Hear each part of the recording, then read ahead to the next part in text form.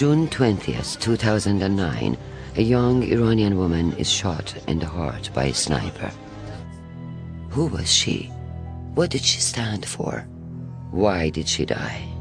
Neda symbolizes the youth generation in Iran and what they want, what they are fighting for. She's a symbol of freedom in Iran. This is the importance of her. But what was important for me was that she was exactly the same as other girls I've met in Iran. She just wanted some personal freedom. She was not into politics. She was there in the streets because she couldn't keep herself silent when she was saying that the Iranian government is killing people in the streets. She was a free spirit. In so many ways, any girl, anywhere. It was a rigged election, and after that people came to streets. The Iranian government became very violent. They used tear gas, they killed people, and Neda joined all the protests from the beginning. On June 20, she was in the streets of Tehran, where a sniper killed her. This martyred woman suddenly became the symbol of everybody else that was martyred by the Islamic Republic. Her death moment was captured on a cell phone, and it was posted on YouTube, and it circulated around the world in a matter of moments. So a day after that, 2 days after that, it was in the hand of presidents and influential people of the world. Nobody had interviewed her family, and at the same time the Iranian government is trying to build up stories upon stories, trying to say that she was not killed, or she was killed by CIA, by BBC correspondent. So it was important to tell the world the true story of Neda's death. At the same time, it was impossible for anybody to go inside Iran and film this story. It was impossible to call the family on phone because all their phones were hacked and their house was under control. I met Neda's brother at some point, and they agreed that they meet me, and the family meet me, and they agreed to be interviewed. But all of it was very difficult because how I could go to their house, how I could communicate with the family, how could I take my camera to their house. I decided to pretend that I live in the same apartment that they are, just to put my handy cam in my bag. So this is the way I went to their house for the first time. I was lucky. You know, if at any point I could be arrested, and if I was arrested, nobody knows what would happen because I was filming Neda's family. My hope is that if people in Iran are seeing it on YouTube and on internet and different websites. We've tried very hard to tell the world what is the true story about Neda. She was like one of the millions of other girls in Iran. On July 11, 2009, supporters of democracy in Iran held a rally at the U.S. Capitol. Rudi Bakhtiar began her journalism career at CNN, where she served as a producer, an international correspondent, and a program anchor. She continued her broadcast journalism career as an international correspondent for Fox News. Today, she serves as the Director of Public Relations for the Public Affairs Alliance of Iranian Americans here in Washington, D.C., where she has dedicated her efforts to presenting a more positive and accurate image of Iranian Americans to the American public. Khanum Bakhtiar. We are here today to be the voice of those whose voices have been shut forever in Iran. People like Neda, whose dying eyes have been forever etched in our minds, are not alone inside of Iran. There are many more like her, dying even as we gather today, simply because they wanted to protest peacefully. Some of our greatest scholars in Iran, around 200 of them, have been arrested. People who are not politically active.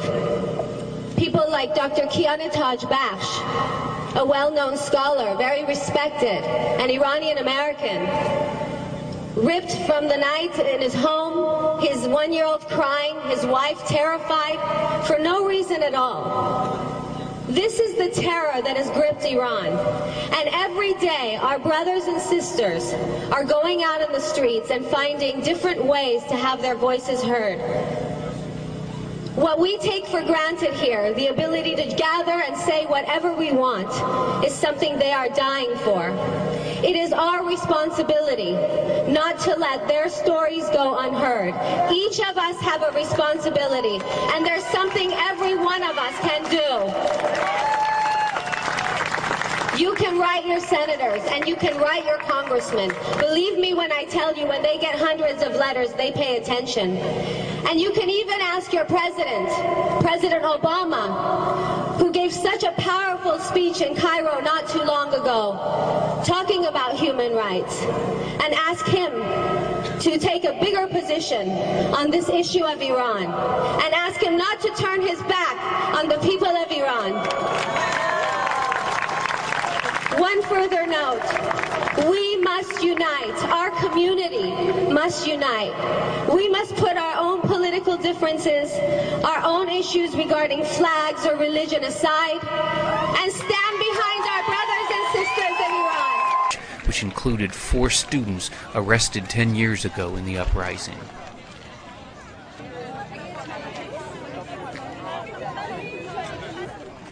A scroll, which was originally started in Europe, that says Ahmadinejad is not my president, was there for people to sign.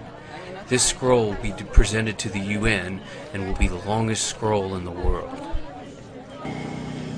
They are the same ones that helped plant the seed 10 years ago during the student 1999 uprisings that we call Tire Hijdahom. They are part of the same breed of young people that we're seeing today, the brave ones on the streets, who are risking their security, their safety, their lives in order to pave a more free Iran. So I turn to you. I ask you how each and every one of you can keep this momentum alive, can keep this fire burning, can keep planting these seeds so that our future generations can see a democratic system. No one said freedom would be free. It's our responsibility to make the sacrifices, whether through our time, whether through finances. I mean, I'm not the one to tell you, you are Americans, you're on this soil, you're part of this great civil resistance that gave rise to many of the freedoms you are enjoying today. Those in Iran right now are paying the price with their lives.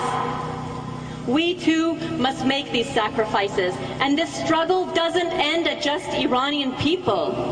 The American people also have a vested interest in seeing a democratic Iran, because a Middle East that is peaceful and stable will ultimately result in the peace and security of those here. If Supreme Leader Ali Khamenei was here right now and was listening, I would say your days are numbered.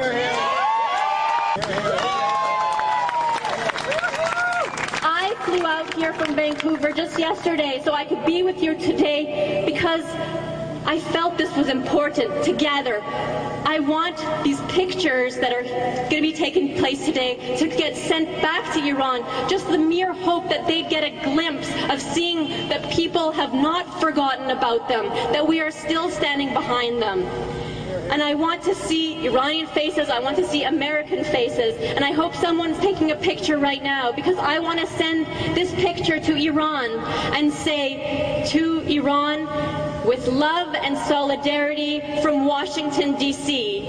So everyone, please put up your hands and show that you're making this oath to not forget the Iranian people and to say that we are behind them and we are not forgotten. Please take a picture of this. I'm going to send this to Iran.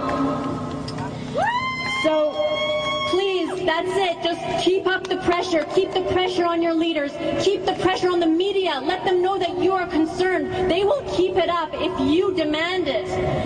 Work with the NGOs. This is what we can do from here. We have to be the voices of those who don't have one on the inside. And that's all I can ask for you. I always say, drop by drop, we can create an ocean of change and put out the fires of injustice in Iran and the rest of the world. So thank you so much for coming here today. It means so much.